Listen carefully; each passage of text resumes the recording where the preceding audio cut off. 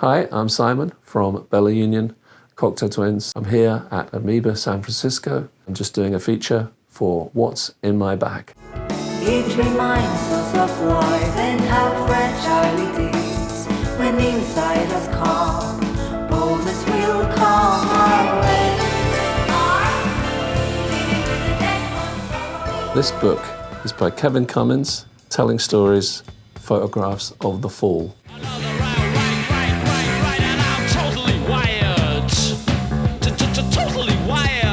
I haven't seen this book before, and as it's only £30, I thought that's incredibly good value for such a big and beautiful book, and contains lots of photographs of people I know. So that's another great reason for getting it. My story of the fall is that even though I saw them plenty of times back in the 80s, I now release full albums on my own label, Bella Union, working with four of the original members of the Fall, Mark Riley, Craig, Paul, and Stephen. They asked me if I would be interested in putting out some live recordings of the Fall from back in the day, which were sort of collated by fans. The band went through them all, and we came up with this plan of, first off, starting with the Slate EP, which was one of the very first EPs that the band put out, and recreating it almost exactly the same cover-wise as the original, except just having it live. And the sleeve, to all intents and purposes, if you were walking past it quickly, you would think it was the original.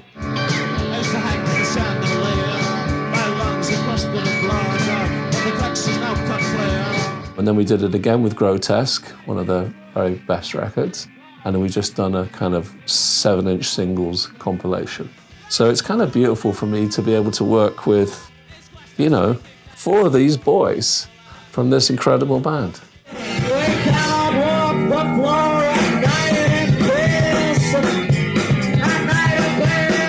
I went to see Patti Smith in 1978 at the Rainbow in London, in Finsbury Park. And I'd already been in love with horses and Radio Ethiopia for quite a time. All the other punk bands around that time were sort of all about, like, you know, aggression and stuff like that, which is what we all needed at the time. But seeing Patti Smith was, I don't know, she was just such an ethereal, beautiful soul. She became one of my heroines for many, many years. And now I am living the dream because I get to work with her. I've released about 7 of her spoken word records. I haven't read this book yet, but I know it's a lot about her growing up in New York and her love of Arthur Rimbaud and how much she was reading and stuff like that at the time.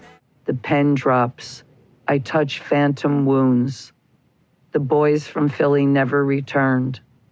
By the time I was 15, the face of another pervaded my furtive fantasies.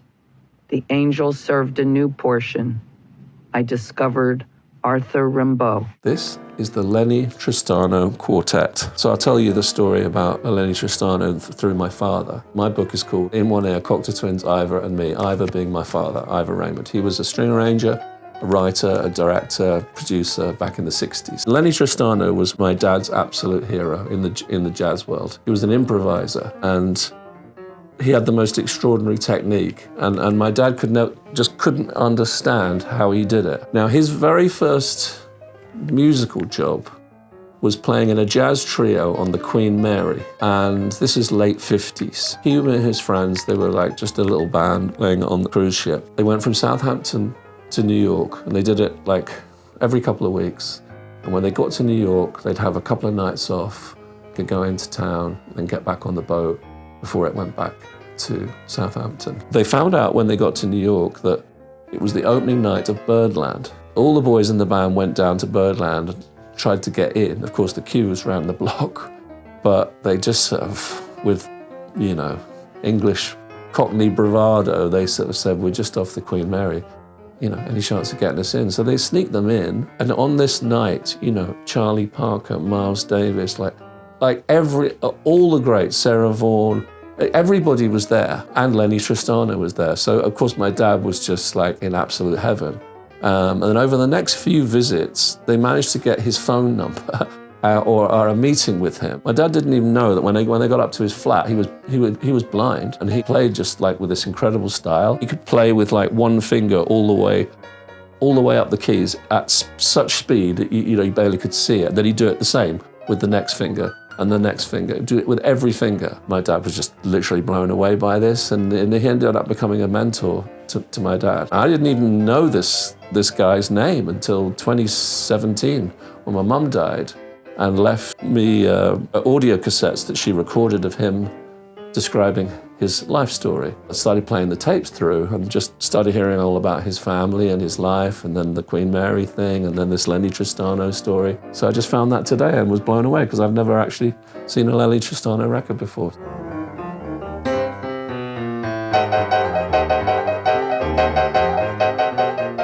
Next up is this beautiful sleeve, soundtrack of a movie called 36 Hours, which I've never seen.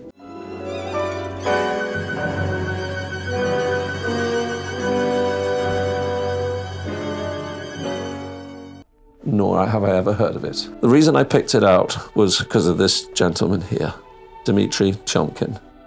Now, I'm kind of obsessed with this man because one of my very favorite films is called Lost Horizon. It came out in 1937, directed by the great Franz Capra.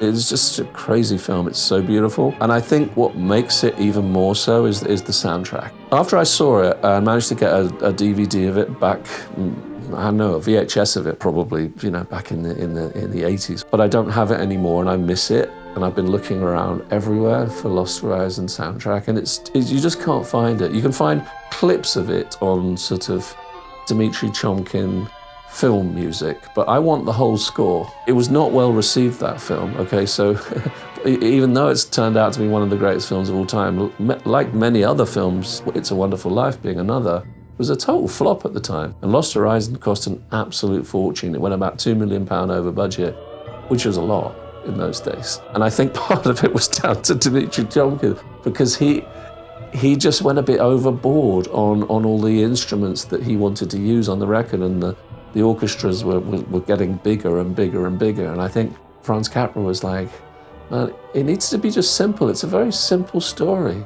And I think they fell out a little bit on it, but I think it's absolute pure genius. But I don't know why I'm staring at this, because I have no idea what this is like. But there you go. That's the story of Lost Horizon via Dimitri Tiomkin. Come here, you! Come here! Throw it, you idiots! Another director I'm absolutely crazy about is Billy Wilder. You don't need me to tell you about all the great films he's done, Some Like It Hot, among many. But this is probably a bit of an underrated film. Ray Milland is such a brilliant actor. I like actors like Ray Milland, Sterling Hayden, Asphalt Jungle, The Killing. I mean, he was just like, always very understated, but sort of kind of scary, this brooding intensity about him.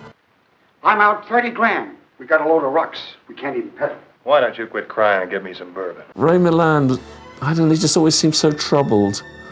And in this film, it's basically about alcoholism, the desperation of it, the lengths you go to conceal your issues. And I think why it connected with me, I didn't see it till quite late on in the 80s, when I was drinking an awful lot and taking way too many things. And I think the fact that it's so awful what happened to him and how he just lost everything, I think it wasn't the thing that made me give up drinking drugs completely, but it certainly made me think a lot more about it than I had done previously. I was like, yeah, good lesson to be learnt there, Si. So that's a wonderful film, but also a great message for people who are drinking too much, The lucky ones who can take it or leave it. But then there are the ones who can't take it and can't leave it either.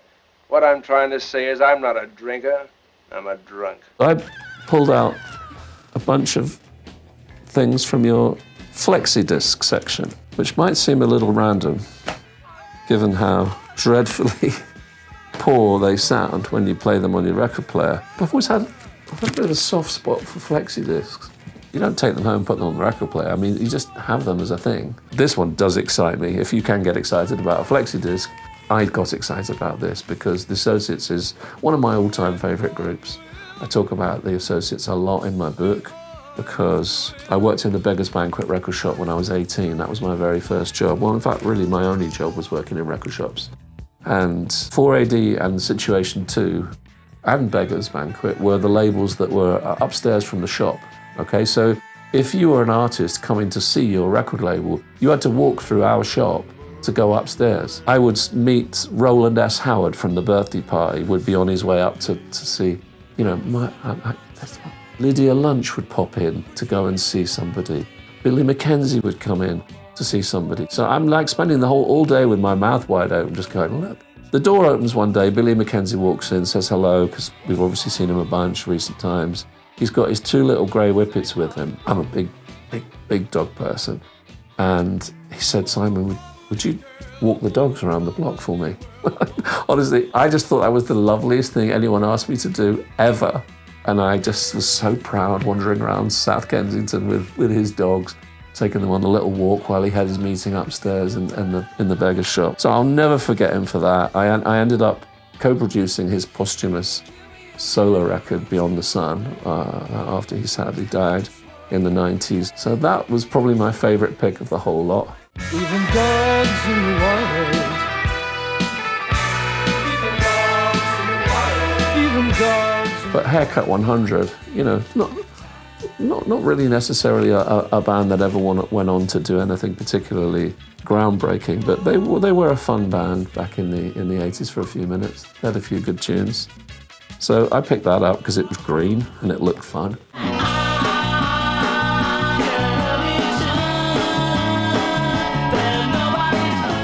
Now, I love Tom Robinson. He's just one of the nicest people in music. He's done a radio show in the UK on Six Music, which is one of our best radio stations on the BBC. And he did the show, I don't know, maybe 20 odd years. He only plays brand new music by unknown artists that, you know, a lot of the time don't even have record deals. So he's a real champion. And there's so few of those around anymore.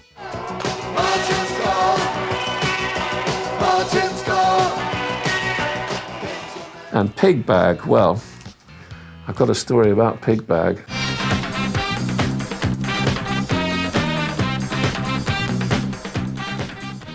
You all know the song Papa's Got a Brand New Pig Bag, so that was their massive hit in whatever it was, the late 70s, early 80s.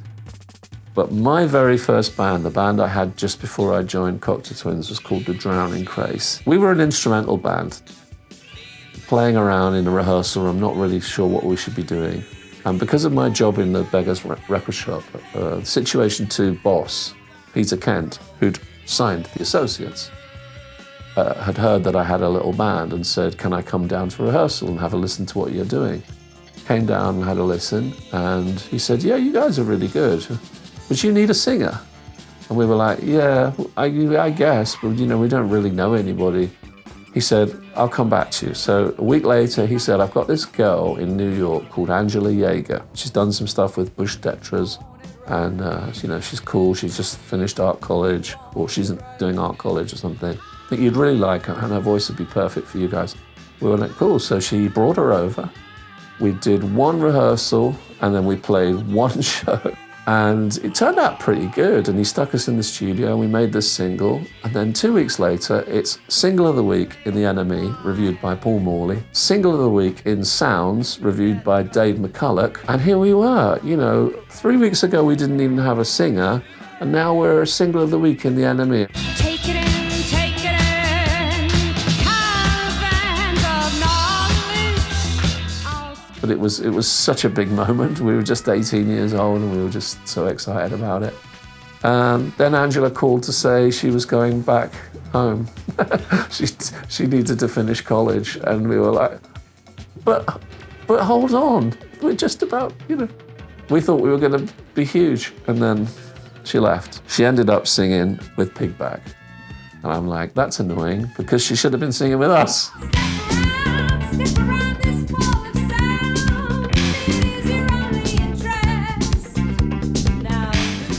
I picked this up, which I'm excited about. I'm a big collector of old reggae records. Love Studio One, love Trojan, love all that stuff. I've got a bunch of box sets, and I play out a lot of reggae when I DJ and vinyl at home. And I'm a huge fan of Culture. The album 2/7's Clash, which if you haven't heard, it's one of the best albums of all time.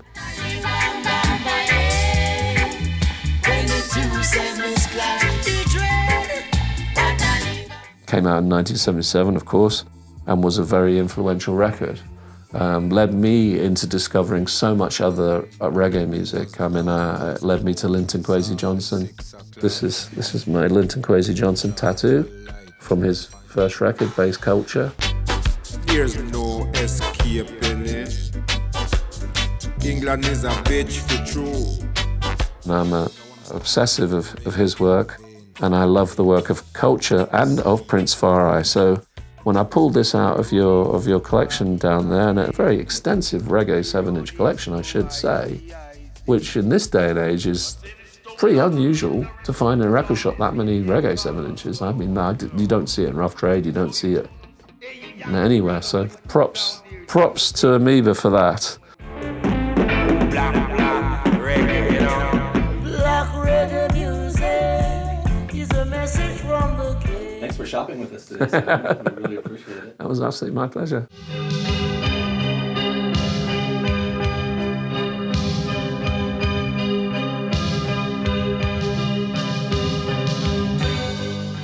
Amoeba.